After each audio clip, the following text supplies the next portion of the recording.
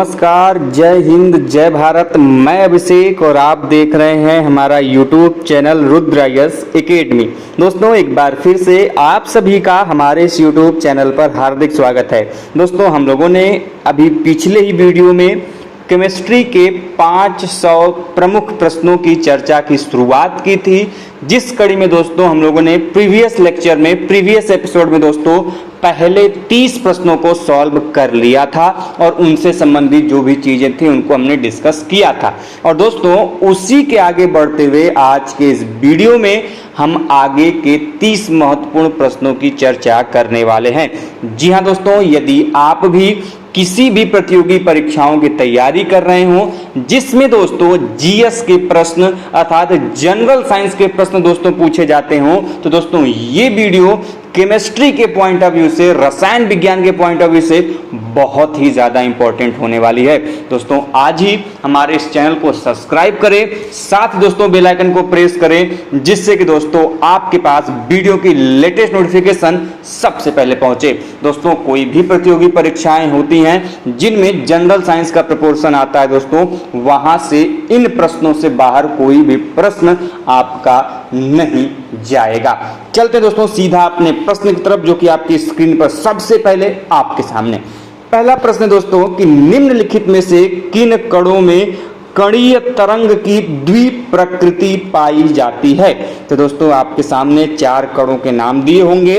उन कणों में से आपको बताना है कि जो कणीय तरंग की द्विप्रकृति है यह इनमें से किन कणों में पाई जाती है। दोस्तों आपके सामने ऑप्शन है मेसॉन, ऑप्शन क्या दोस्तों, मेसॉन, प्रोटॉन, इलेक्ट्रॉन या फिर इनमें से कोई नहीं। तो दोस्तों ध्यान रखिएगा दोस्तों, जो ये इलेक्ट्रॉन है, इलेक्ट्रॉन दोस्तों एक ऐसा तरंगीय कण है जिसकी की द्विप्रकृति पाई जाती है। साथ में दोस्तों हमने इलेक्ट्रॉन के बारे में बताया था कि जब आप परमाणु की संरचना पढ़ोगे, स्ट्रक्चर ऑफ एटम पढ़ोगे, तब आपको पता चलेगा कि उसकी जो परिधि होती है, तो एटम होता है, एटम का बीच में न्यूक्लियस होता है जिसे केंद्र कहते हैं, और केंद्र के चारों तरफ बाहर क्या होता है, वह उसकी परिधि होती है।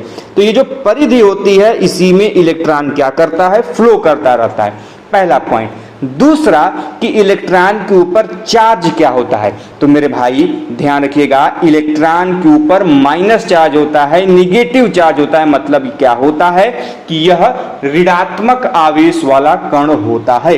वहीं पर बात करें proton and neutron, there are 3 main elements of the atom, proton, neutron and electron.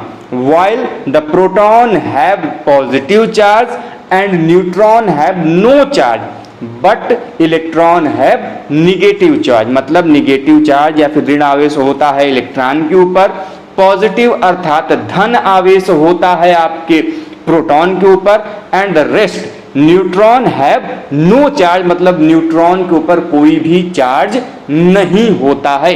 And you have to remember this कि जो ये आपका न्यूक्लियस होता है एटम का, जो केंद्र होता है परमाणु का, उसमें प्रोटॉन और न्यूट्रॉन जो इसके 2 फंडामेंटल पार्टिकल्स हैं एटम के, वो उसी न्यूक्लियस में पाए जाते हैं। कौन कौन से, प्रोटॉन एंड न्यूट्रॉन। सो आपको ये चीजें रिमेंबर रखनी होंगी। तो कुछ इस प्रकार से डिटेल में पढ़ना होगा कि कोई भी प्रश्न ससुरा यदि आपके सामने दिख जाए तो ससुरा भागने न पाए, उसको पकड़ के एकदम बांध के अपने खोपड़िया में रख लेना है। अगला प्रश्न आपके सामने है भैया। प्रश्न का है कि जेम्स चैडविक ने किसकी खोज की थी।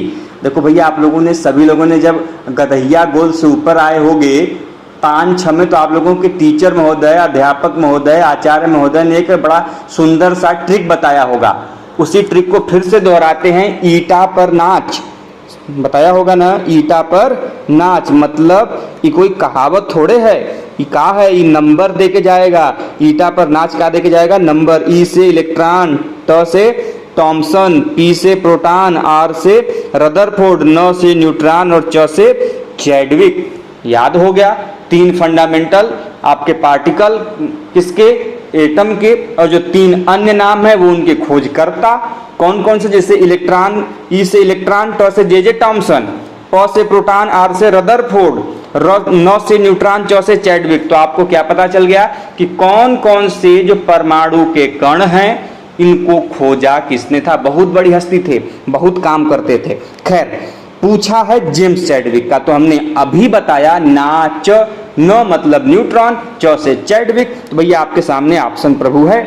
ऑप्शन का है, पढ़ लीजिए। ऑप्शन है प्रोटॉन, न्यूट्रॉन, इलेक्ट्रॉन या फिर इनमें से कोई नहीं। तो हमने अभी अभी बताया, आपकी खोपड़िया में तैयार भी हो गया कि जो न्यूट्रॉन है इसी की खोज की थी इस चैडविक महोदय ने। और अभी हमने ये भी बताया कि ये जो न्यूट्रॉन होता है इसके ऊपर कोई भी चार्ज नहीं होता। साथ में यह न्यूट्रॉन होता कहां पे है एटॉमिक स्ट्रक्चर में, तो in the nucleus of the atom, अर्थात परमाणु के केंद्र में अपने सगे भाई प्रोटॉन के साथ क्या करता है, खुशी खुशी रहता है। जबकि इसका सौतेला भाई न्यूट्रॉन क्या करता है, घर के बाहर अर्थात जो केंद्र के बाहर क्या करता है, गोल गोल बेचारा चक्कर लगाता है। इस चीज को आपको ध्यान में रखना है, इसलिए इसका ऑप्शन नंबर जो बी हो जाएगा वह क्या हो जाएगा, सही हो जाएगा। अगला प्रश्न आपका क्या भाई कि प्रोटॉन की खोज किसने की थी। ला भैया बहुत सिंपल प्रश्न, कहोगे का घलुआ वाला प्रश्न पूछ रहा है, तो ससुरा आपके सामने ऑप्शन भी दे दिया, गोल्डस्टीन, चैडविक, उसके अलावा ऑप्शन क्या दे दिया, थॉमसन एंड फैराडे। देखिए भैया गोल्डस्टीन को भी क्या माना जाता है, प्रोटॉन का खोजकर्ता माना जाता है, रदरफोर्ड और गोल्डस्टीन। तो ये जो गोल्डस्टीन महोदय हैं वो क्या माने जाते हैं, प्रोटॉन के खोजकर्ता माने जाते हैं। जबकि थॉमसन का नाम दिया है, थॉमसन किसके खोजकर्ता हैं भैया, हमने अभी बताया इलेक्ट्रॉन के हैं, ठीक है। और साथ में ये भी जान लीजिए इलेक्ट्रॉन के खोजकर्ता थॉमसन, इलेक्ट्रॉन के ऊपर कौन सा चार्ज, माइनस चार्ज, प्रोटॉन के ऊपर कौन सा चार्ज, पॉजिटिव चार्ज। इसलिए ऑप्शन नंबर जो बी होगा गोल्डस्टीन का हो जाएगा, सही हो जाएगा। अगला प्रश्न आपके सामने है कि इलेक्ट्रॉन की खोज किसने की थी। लीजिए भाई अगला ही प्रश्न आपके सामने, तो सीधे देखेंगे और गोली मार देंगे किस ऑप्शन की तरफ, जे थॉमसन की तरफ। आपके सामने ऑप्शन है थॉमसन, रदरफोर्ड, फैराडे या फिर इनमें से कोई नहीं। तो भैया ध्यान रखिएगा इसका सही ऑप्शन क्या हो जाएगा, जे थॉमसन। कौन सा चार्ज, माइनस चार्ज, ठीक है। कहाँ रहता है, इसका घर कहाँ है, तो केंद्र के बाहर, घर के बाहर परिधि में। अगला प्रश्न, परमाणु विद्युत क्या होते हैं, परमाणु का आवेश क्या होता है। भैया बड़ा सिंपल सा प्रश्न पूछ दिया, परमाणु का आवेश क्या होता है। आपके सामने ऑप्शन है कि धनात्मक, ऋणात्मक, उदासीन या फिर इनमें से कोई नहीं। तो देखिए 5 प्रकार के प्रश्न आपसे आवेश को लेके पूछे जाएंगे, इसको यहाँ सबसे पहले क्लियर कर लीजिए। कैसे भैया, तो देखो 3 तो हो गए fundamental units of the atom, जिसमें आपका आता है electron minus charge, proton positive charge, neutron no charge. Atom का जो न्यूक्लियस होता है उसके ऊपर कौन सा चार्ज, पॉजिटिव चार्ज। जबकि एटम पूछेगा, सीधा परमाणु पूछेगा, तो परमाणु के ऊपर कोई चार्ज नहीं। तो हमने क्या क्या जाना 5 के बारे में कि भैया यदि इलेक्ट्रॉन के ऊपर आवेश पूछेगा, इलेक्ट्रॉन के ऊपर चार्ज पूछेगा, तो electron have minus charge, negative charge अर्थात ऋणात्मक आवेश होगा। प्रोटॉन पूछेगा तो प्रोटॉन के ऊपर धन आवेश होता है, पॉजिटिव चार्ज होता है। न्यूट्रॉन पूछेगा तो न्यूट्रॉन के ऊपर कोई चार्ज नहीं, ये गम में डूबा हुआ आदमी है, ठीक है, अर्थात ही उदासीन पड़ा हुआ है, इसको कोई मतलब नहीं बाहरी दुनिया से। अब आते हैं परमाणु के केंद्रक, केंद्र में कौन सा चार्ज होता है, तो ध्यान रखिएगा भैया परमाणु का केंद्रक होता है पॉजिटिव चार्ज वाला। अच्छा क्यों होता है पॉजिटिव चार्ज वाला, ये भी बड़ा महत्वपूर्ण क्वेश्चन है। क्योंकि परमाणु के केंद्र में होते हैं 2 सगे भाई, परमाणु में 2 केंद्र में 2 सगे भाई, एक प्रोटॉन बड़ा भाई, न्यूट्रॉन छोटा भाई जो कि दुख में है, गम में है। तो अब न्यूट्रॉन के ऊपर कोई चार्ज नहीं है और प्रोटॉन के ऊपर प्लस चार्ज है, तो अधिकता किसकी है, एक के पास कुछ नहीं, एक के पास कुछ है, तो जिसके पास कुछ है उसी के पास अधिकता। और किसके पास चार्ज है, प्रोटॉन के पास चार्ज, और कौन सा चार्ज है, पॉजिटिव चार्ज है। सो इसीलिए जो एटम का न्यूक्लियस होता है, परमाणु का केंद्रक होता है, वह किस चार्ज का होता है? पॉजिटिव चार्ज का होता है। अब आते हैं परमाणु के ऊपर कौन सा चार्ज होता है। तो भैया जब हम परमाणु की बात करेंगे, एटम की बात करेंगे, तो मेरे प्रभु मेरे भाई ध्यान में रखिएगा, एटम के ऊपर कोई भी चार्ज नहीं होता। तब आप कहेंगे अरे मोरी मैया काहे चार्ज नहीं होता? तो ध्यान में सुनिएगा, बचा आपका केंद्रक प्लस चार्ज वाला, इलेक्ट्रॉन है किस चार्ज का? माइनस चार्ज का। एक के पास कुछ है और एक के पास जितना एक के पास कमाया है उतना ही अगला क्या है? कर्जे में डूबा हुआ है। मतलब एक के पास प्लस चार्ज है, एक के पास माइनस चार्ज है, और न्यूट्रॉन के पास तो कुछ है ही नहीं। तो जब प्लस और माइनस आपस में मिलेंगे तो फिर वो क्या हो जाएंगे? जीरो हो जाएंगे, न्यूट्रल हो जाएंगे, उदासीन हो जाएंगे। इसीलिए जो एटम है वह क्या है? उदासीन होता है, परमाणु के ऊपर कोई आवेश नहीं होता है। इसलिए ऑप्शन नंबर जो सी होगा इसका क्या हो जाएगा? सही हो जाएगा। तो ई था परमाणु का रामायण का छोटा सा दृश्य। अगला प्रश्न चलते हैं। तो हमारे भैया यदि प्रश्नवा सही लग रहा हो, बुद्धिया में पहुंच रहा हो, तो लाइक शेयर सब्सक्राइब कर दीजिए मालिक। कब करेंगे? करो ना। अगला प्रश्न कि निम्नलिखित में से किस परमाणु के नाभिक में न्यूट्रॉन नहीं होता है? लीजिए भाई, परमाणु का नाभिक कह लें, परमाणु का केंद्रक कह लें, लेकिन प्रश्न यहाँ पर है कि वह कौन सा ऐसा परमाणु है कि जिसमें नाभिक महोदय हैं, ये उसमें न्यूट्रॉन होता ही नहीं है। इतना गम हो गया कि निकल लिए ही। तो आपके सामने ऑप्शन है परमाणु का दिया हुआ है ऑप्शन। भैया क्या दिया है ऑप्शन में? लिथियम, हाइड्रोजन, ट्राइटियम या फिर हीलियम। तो आप लोगों ने पढ़ा होगा एटॉमिक नंबर एंड एलिमेंट्स के नाम। तो आपका हाइड्रोजन जो का सबसे पहला का है एटम है।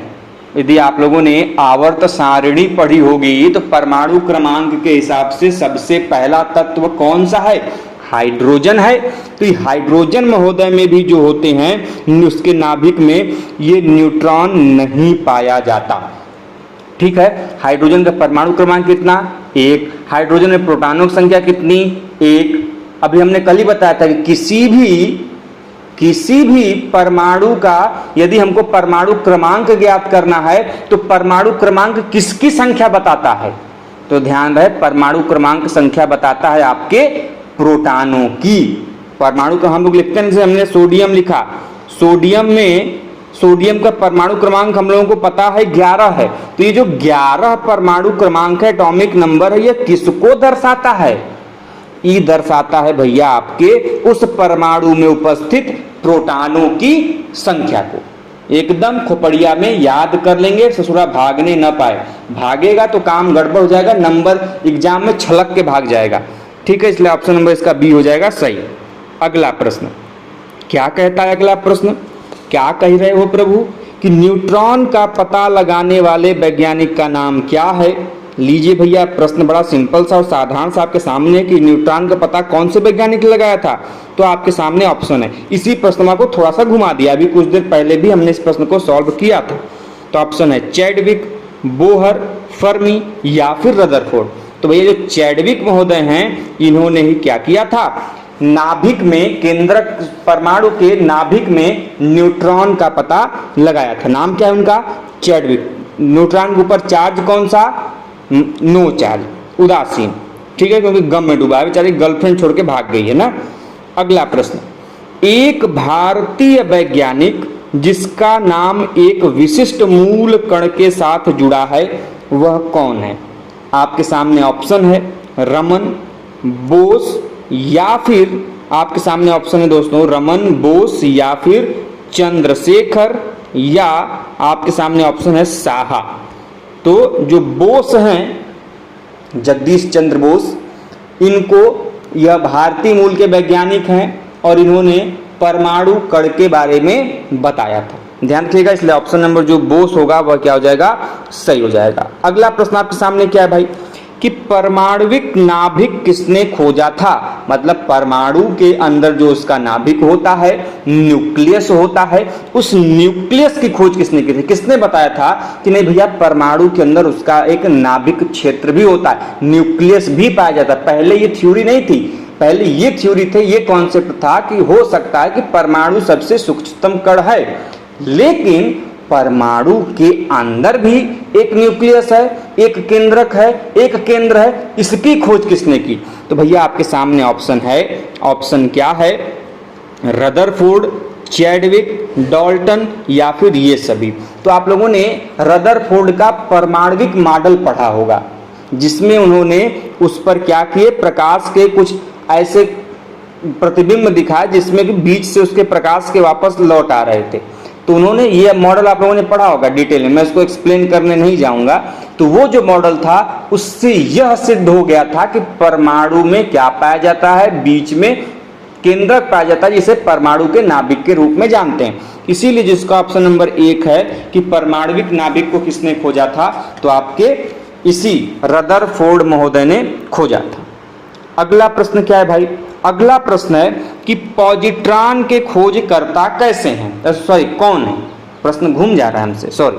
पॉजिट्रॉन के खोजकर्ता हैं मतलब कौन है, आपके सामने ऑप्शन है। जैसे इलेक्ट्रॉन, प्रोटॉन, न्यूट्रॉन हैं, इसी प्रकार ये परमाणु के कण हैं। पॉजिट्रॉन हो गया, मेसॉन हो गया, न्यूट्रॉन हो गया, ये सभी क्या है, परमाणु के कण हैं। तो आपके सामने ऑप्शन है कि पॉजिट्रॉन खोजकर्ता कौन है। ऑप्शन क्या है भाई, ऑप्शन है चैडविक, युकावा, एंडरसन या फिर रदरफोर्ड। तो दोस्तों ये जो पॉजिट्रॉन कण है परमाणु के, इसके खोजकर्ता के रूप में जाने जाते हैं एंडरसन महोदय। एंडरसन ने किसका खोज किया था, शब्द लिख लीजिएगा, खोपड़िया में बंद करके ताला मार दीजिएगा। एंडरसन ने किस कण की खोज की, पॉजिट्रॉन की खोज की है। ठीक है, ध्यान में रखेंगे।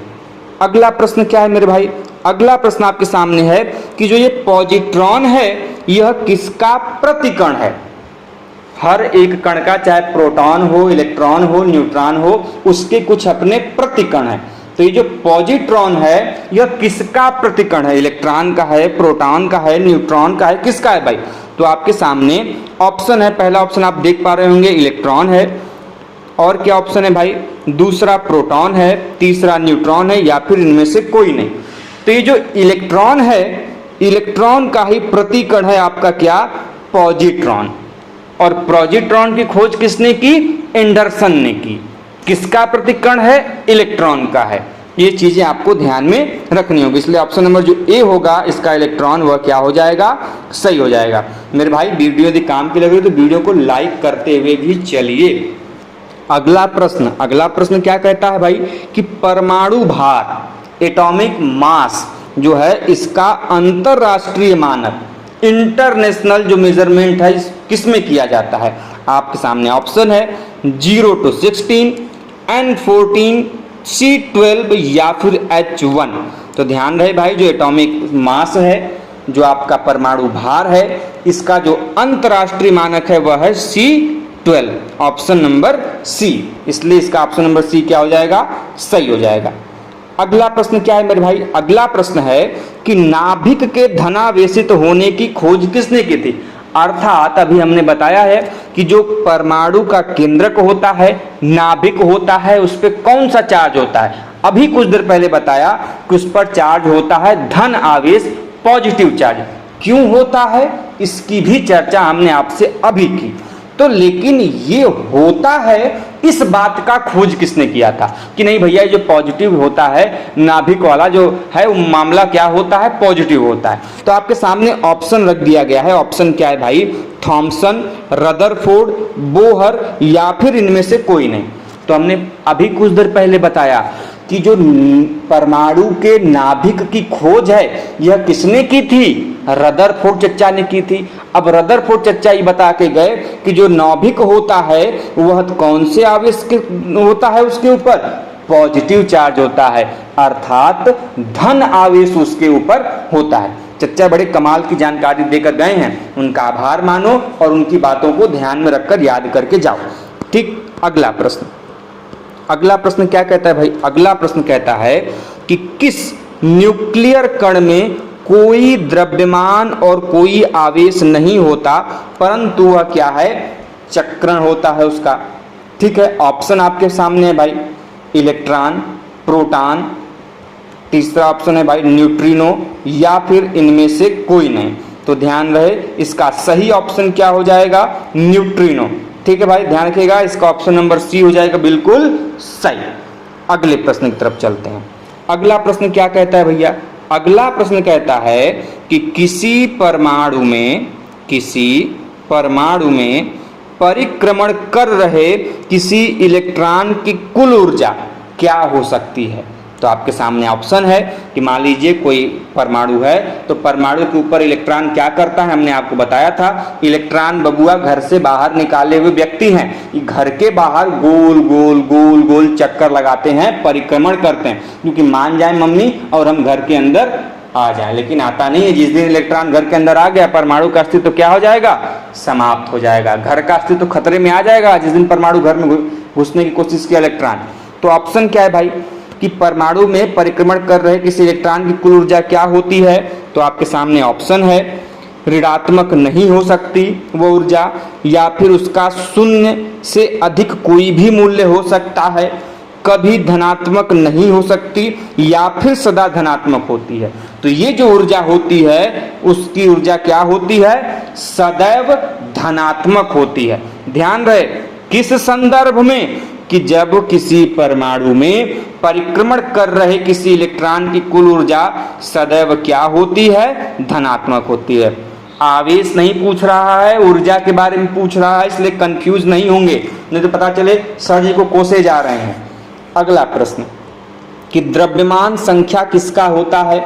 लीजिए भाई, द्रव्यमान संख्या बताइए।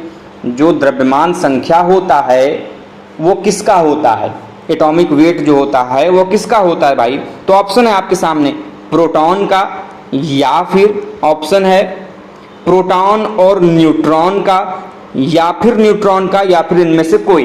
तो जो ये एटॉमिक मास हम निकालते हैं, जो द्रव्यमान भार निकाला जाता है, वो किसका निकाला जाता है। तो भैया जो परमाणु के केंद्रक में, नाभिक में प्रोटॉन और न्यूट्रॉन मजे से लेटे हुए हैं, ये इन्हीं की दोनों की क्या है, संख्या है। तो प्रोटॉन और न्यूट्रॉन क्या हो जाएंगे, ऑप्शन नंबर जो बी है वह क्या हो जाएगा, बिल्कुल सही हो जाएगा। देखो मेरे भाई, हम तो उम्मीद कर रहे हैं कि आपको समझ में आ रहा होगा। यदि समझ में आ रहा हो तो वीडियो को लाइक मार दीजिए, थोड़ा सा मार दीजिए, अच्छा लगेगा तो मार दीजिए भाई जल्दी से। अगला प्रश्न, डाल्टन के परमाणु सिद्धांत के अनुसार कौन सा सबसे छोटा कण स्वतंत्र रूप से रह सकता है। मतलब डाल्टन का जो परमाणु सिद्धांत है, एटॉमिक थ्योरी है, उसके अनुसार पदार्थ का वह कौन सा ऐसा छोटा कण है जो कि स्वतंत्र रूप में रह सकता है, इंडिपेंडेंट रह सकता है, फ्री रह सकता है, उसको किसी के साथ जुड़ने की आवश्यकता नहीं। तो आपके सामने भैया ऑप्शन है।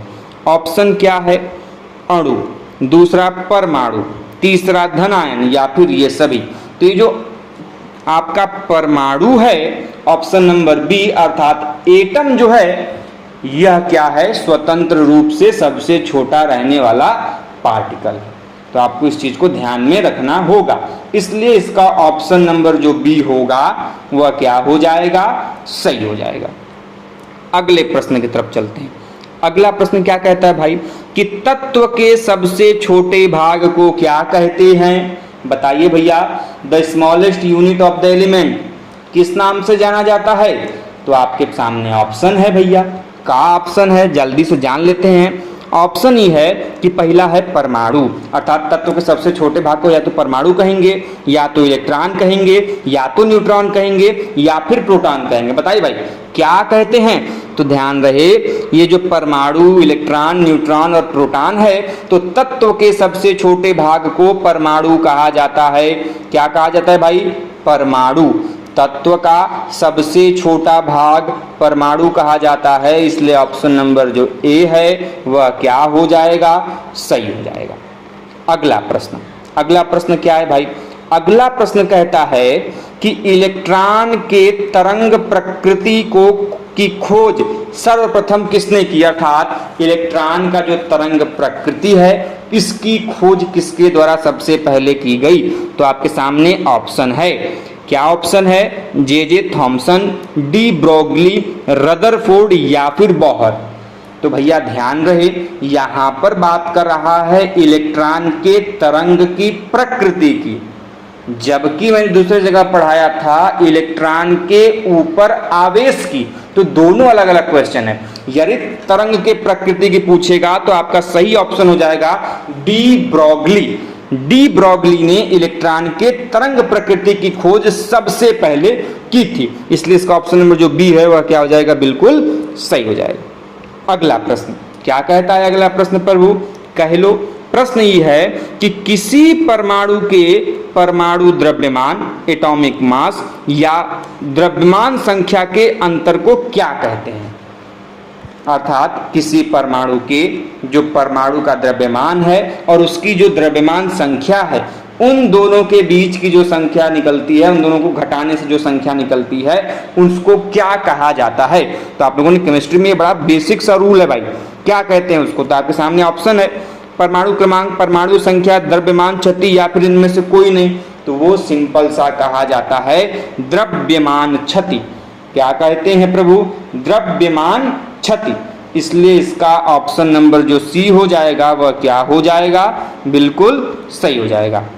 अगला प्रश्न क्या है कि निम्नलिखित में से कौन सी संख्या इलेक्ट्रॉन की अधिकतम संख्या है जो m सेल में मौजूद रह सकती है? आप लोगों ने पढ़ा होगा कि कुल 4 सेल होती हैं, K, L, M और N, पढ़ा है ना? तो पूछ क्या रहा है कि निम्नलिखित में से कौन सी संख्या इलेक्ट्रॉन की अधिकतम रह सकती है जो कि m सेल में मौजूद हो। अर्थात कहने का मतलब इसका यह है कि परमाणु के m कक्षा में कुल अधिकतम कितनी इलेक्ट्रॉन संख्या हो सकती है, आपको यह बताना है। आपके सामने ऑप्शन है 2, 8, 18, 32। तो भैया आप लोगों ने कॉन्सेप्ट पढ़ा होगा, 2, 8, 8, 18, 32 पढ़ा होगा ना आप लोगों ने ऑप्शन। तो ये जो 2, 8, 18, 32 वाला फार्मूला है, इसमें जो m सेल है, m सेल में अधिकतम जो संख्या हो सकती है वह कितनी हो सकती है? 18 इलेक्ट्रॉन उस m सेल में m कक्षा में हो सकते हैं। इसलिए ऑप्शन नंबर जो सी होगा वह क्या हो जाएगा? सही हो जाएगा। अगला प्रश्न कि किसी तत्व के परमाणु में 2 प्रोटॉन, 2 न्यूट्रॉन, 2 इलेक्ट्रॉन हो तो उस तत्व का द्रव्यमान संख्या कितना होगा? तो आपको सभी कुछ दिया हुआ है, प्रोटॉन, न्यूट्रॉन और इलेक्ट्रॉन। पूछ क्या रहा है? द्रव्यमान संख्या। तो आपके सामने ऑप्शन है। हमने अभी बताया था कि जब भी आपको द्रव्यमान संख्या निकालना है तो वो किससे निकाला जाता है? जो घर में आराम से पड़े हुए हैं, घर में कौन पड़ा हुआ है?